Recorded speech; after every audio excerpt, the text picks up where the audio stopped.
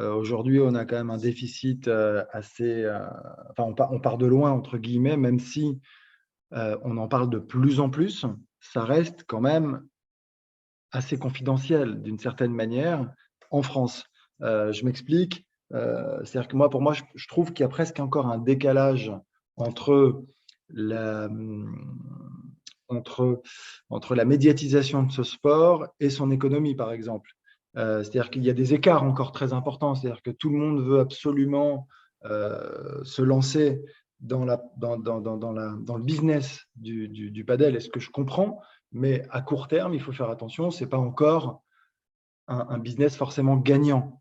Voilà, c'est-à-dire mais ce qui est tout à fait normal, c'est-à-dire que il faut imaginer beaucoup, c'est tapage médiatique à fond, et finalement, le reste est encore un peu à la traîne, les partenaires, les sponsors, les entreprises qui veulent investir.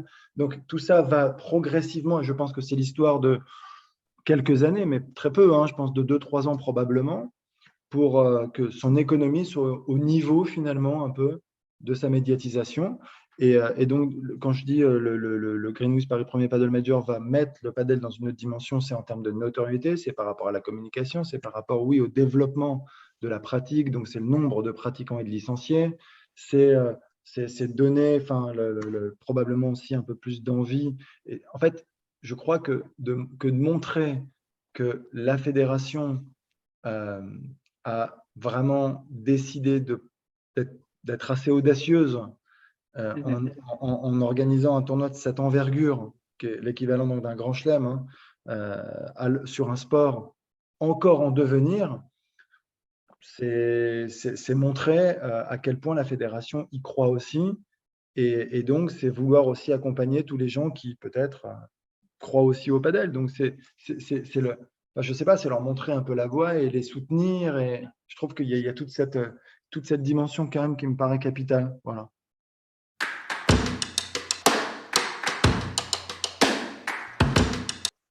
Alors moi, j'ai fait 18 mois là, et Mhm. je suis en discussion d'ailleurs avec la fédération pour voir un petit peu la suite. Donc, c'est une bonne question quand on parle de bilan.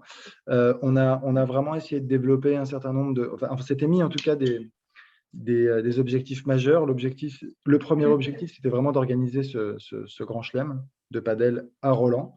Euh, Mhm. L'autre objectif, c'était vraiment d'accompagner en fait le développement des équipements au regard de la demande de plus en plus forte.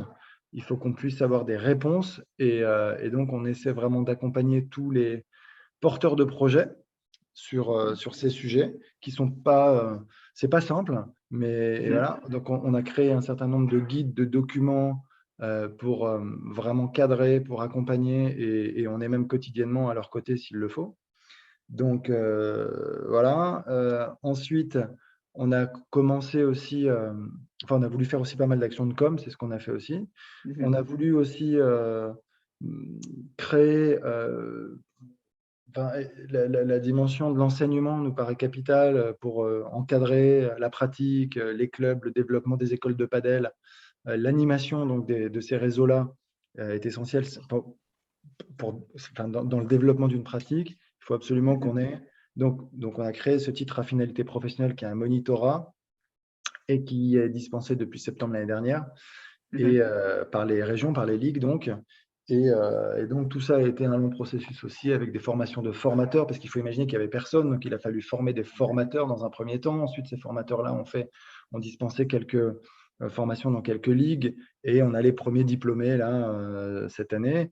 Et tout ça se lance en fait. Donc, on est vraiment au tout début d'une aventure.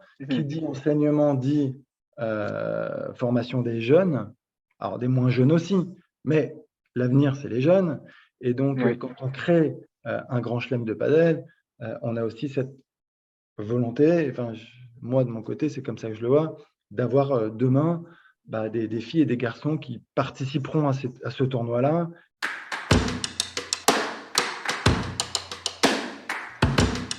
En fait, moi, je crois en l'effet boule de neige, c'est-à-dire que je pense que la communication et la force de frappe de la fédération jouent forcément un rôle, enfin, très important, prépondérant, je ne sais pas, mais très important. C'est-à-dire que quand le président de la fédération, quand sa directrice générale à l'époque, Amélie Oudéa-Castéra, crée un peu cette mission Padel donc avec moi à la tête de cette mission, mais soutenu en plus par Arnaud Clément.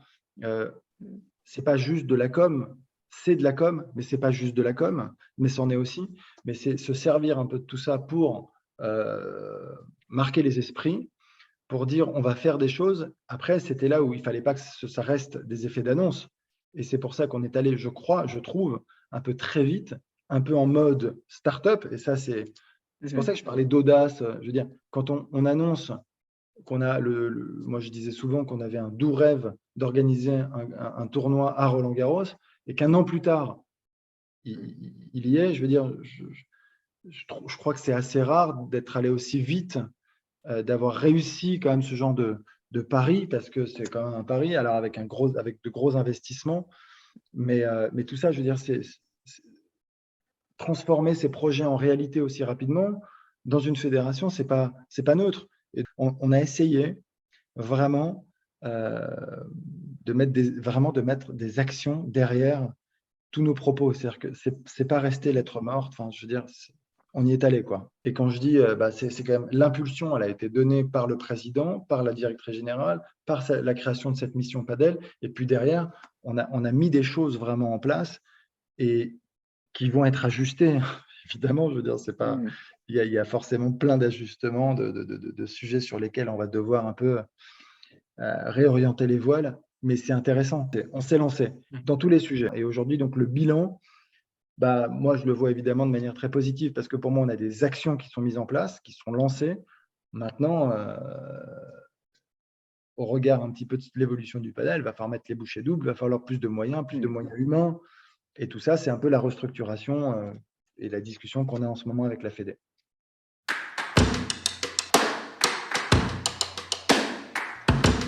Évidemment qu'au départ, quand il y avait très peu de pistes de padel, c'était principalement des joueurs de tennis qui s'y mettaient. Donc l'impulsion est donnée par le joueur de tennis, mais depuis l'explosion, le boom du padel, c'est terminé. Enfin, je veux dire, je crois vraiment que ça appartient au passé et qu'aujourd'hui, on touche toutes les populations, point. Et plus d'autres populations que celles du tennis, et que finalement, celles et ceux qui se mettent au padel et qui viennent du tennis, ils sont minoritaires.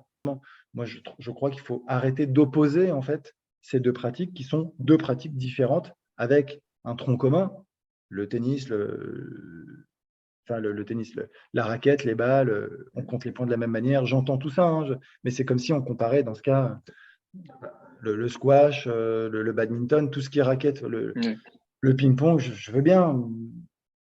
Évidemment, dans ce cas, il y a un coup droit, un revers. On appelle ça de la même manière partout, avec un smash.